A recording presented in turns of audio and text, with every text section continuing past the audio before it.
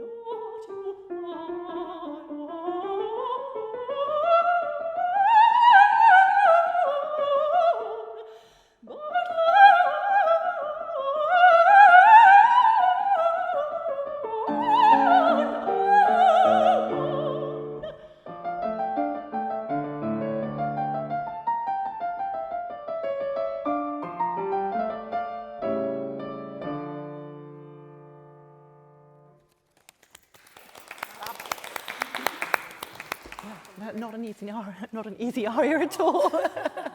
Deceptively difficult. Yeah. But you're singing Alcina at the moment here at Glyndebourne. How does it differ to Semele? Well, they're very different. They're very different vocally in terms of their sort of the weight, but also their characters could not be more different.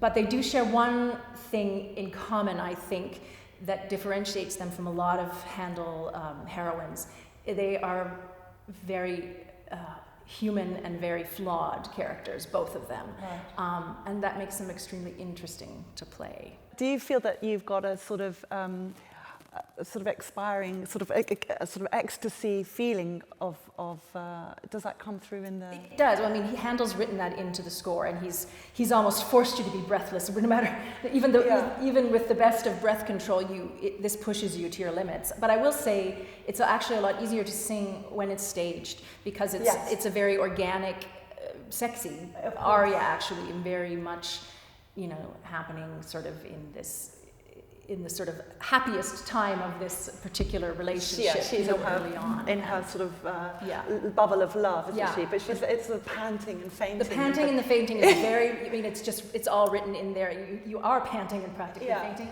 And the way he set the music is absolutely, and I think at least the melismas, they're not just sort of up and down, they're sort of, there's a lot of ebb and flow to them. And not to be too explicit, but there is, I think we all recognize this sort of the building up of peaks, and it's incredibly sensual as an aria. Yeah.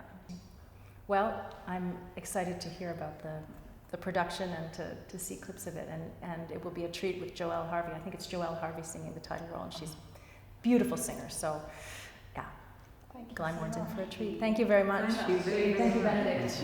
Thank you. Well, that was lovely. Completely exquisite. Yeah. It's fascinating hearing it done live, because it's only then, well, for me at any rate, that the complexity of it all comes out, and what a complicated character Handel actually makes. But the two stories are quite different, I think, in the one that Handel was setting and the one in ancient classical literature, which you know about, Daisy. So I do. Can you tell us? I was saying, as a classicist, this is fascinating because the story is quite different from the one that Handel was telling. So you get sort of various versions of it.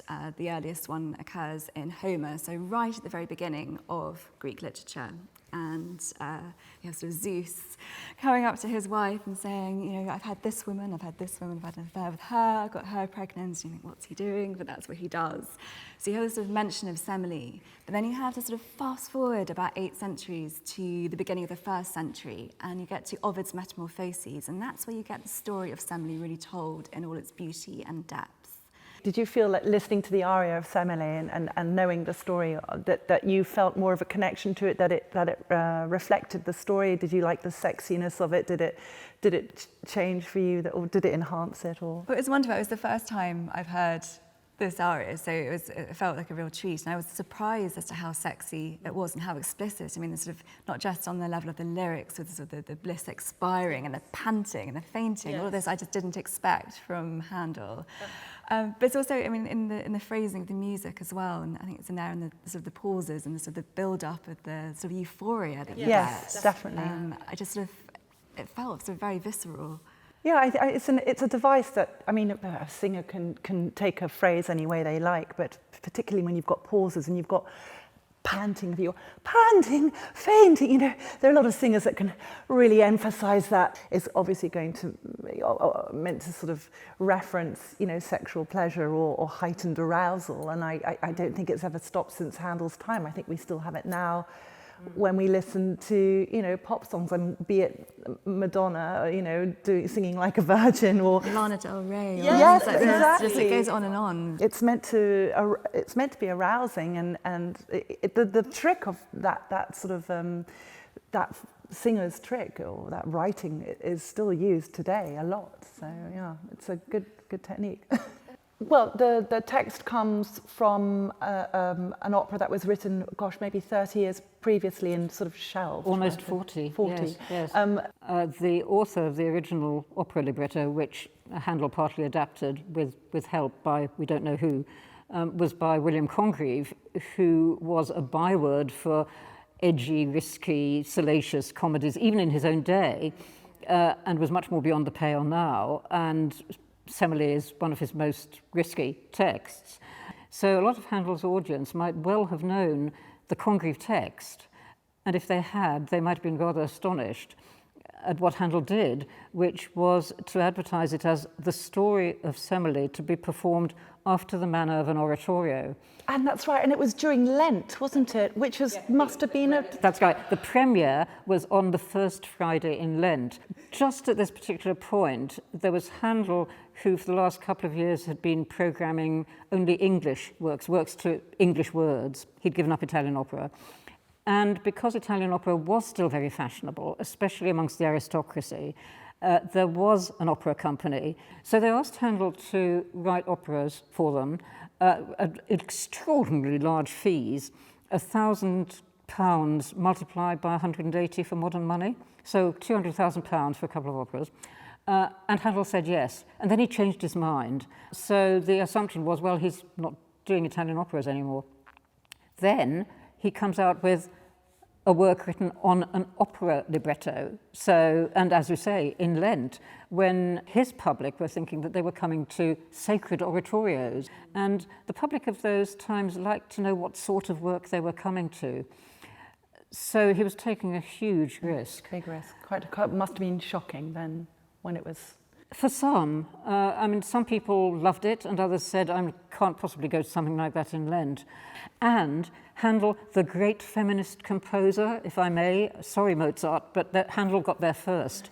And what Semele gave him, which the Old Testament on the whole didn't do, was 3 wonderfully characterized women.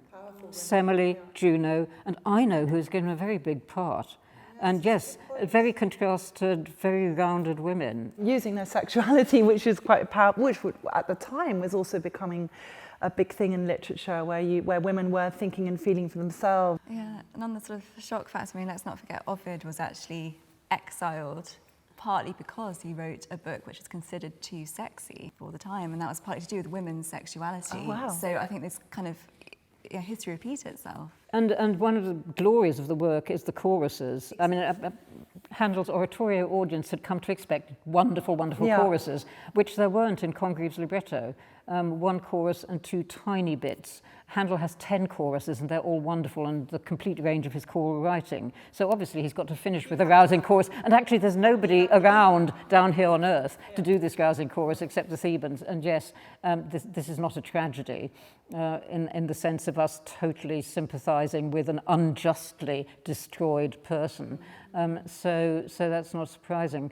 And also, yes, perhaps some vestige of people getting their just desserts is pulled out of it by not having Semele immortalised, except, of course, in Handel's music. Welsh director Adele Thomas makes a much-anticipated Glyndebourne debut with the festival's first ever staging of Handel's Semele.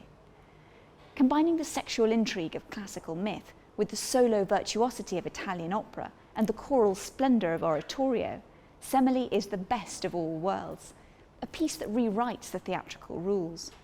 And where better to see it than at Glyndebourne, home to David McVicker's iconic Giulio Cesare and Barry Kosky's Saul, Robert Carson's Boy's Own Adventure Rinaldo, and Francesco Michele's extravagant Alcina, where Handel stagings are anything but conventional.